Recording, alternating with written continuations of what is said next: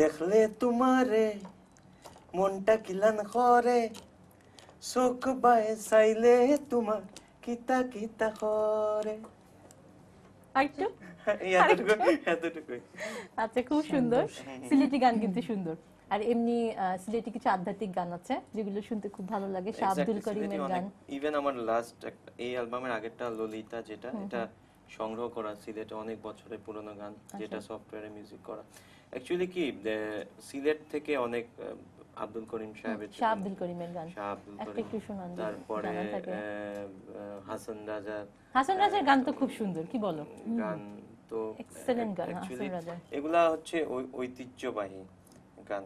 আমি ডলিকে একটু রিকোয়েস্ট করি একটা ছোট ফোক গান গাওয়ার জন্য। হ্যাঁ, ডলি ডলি শোনো।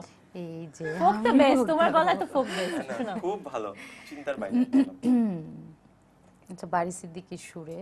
হ্যাঁ, কেন তোমার একটা খুব নোন গান শোনাও, মানে দর্শকরা জানে। আচ্ছা, ওর যেটা ভালো লাগে। আচ্ছা, শোনো। বুঝিলে বুঝিরে এটি বলতে চাচ্ছিলাম।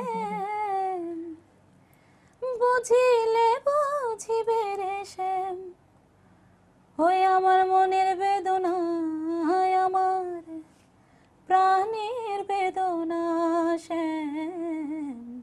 অদ্ভুত সুন্দর। তুমি শুধু লীলা বোঝো মন বোঝো না শ্যাম, তুমি শুধু লীলা বোঝো মন বোঝো না।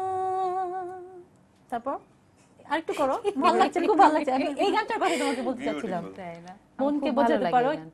আরেকটু আরেকটু শোনো, আরেকটু ভালো লাগছে শুনতে। পরকে বোঝাইতে পারো, নিজে কেন বুঝো?